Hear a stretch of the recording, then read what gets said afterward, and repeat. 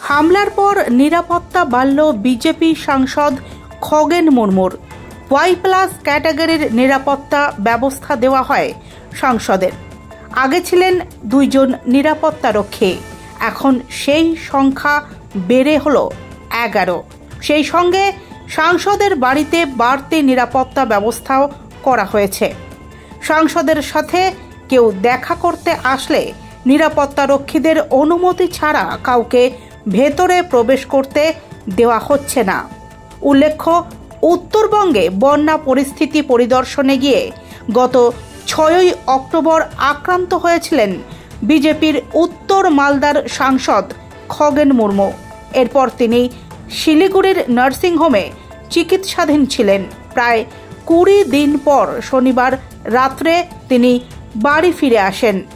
এখন তাকে বিশ্রামে রাখতে বলা হয়েছে। চিকিৎসকদের তরফে পুরোপুরি কথা বলতে বারণ করা হয়েছে। আগামী 1-2 দিনের মধ্যে তাকে দিল্লির এইমস হাসপাতালে নিয়ে যাওয়া হবে।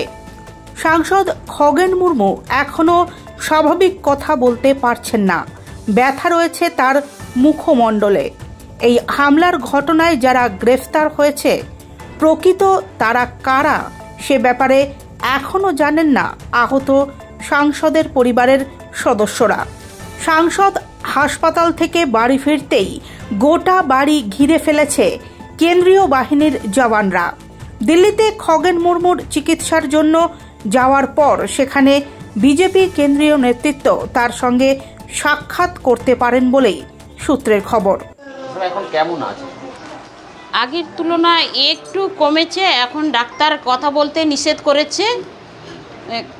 ওকে আরও ইয়েতে নিয়ে যাব, এমসে নিয়ে যাব। কবে নিয়ে যাবেন দিল্লি? এর মধ্যেই 2-3 দিনের মধ্যেই আমরা নিয়ে যাব। দিল্লিতে তো যাবেন, ওখানে বিজেপির যারা শীর্ষ নেতৃত্ব দেখা করবেন? করবেন।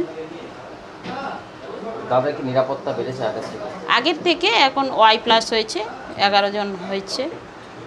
আগের থেকে সিকিউরিটি বেড়েছে। বাড়িতেও নিরাপত্তা দেওয়া হয়েছে? হ্যাঁ, দেওয়া হয়েছে। যাদেরকে ধরেছে এই ঘটনায় আপনারা কি তদন্তে খুশি? খুশি এখন আমরা বলতে পারছি না কতজনকে ধরেছে। এখন তাহলে দাদা কি কথা বলতে পারছেন? এখন আগের তুলনা একটু সামান্য একটু অল্প কথাই বলছে, কিন্তু বলতে পারছে না, ব্যথা আছে।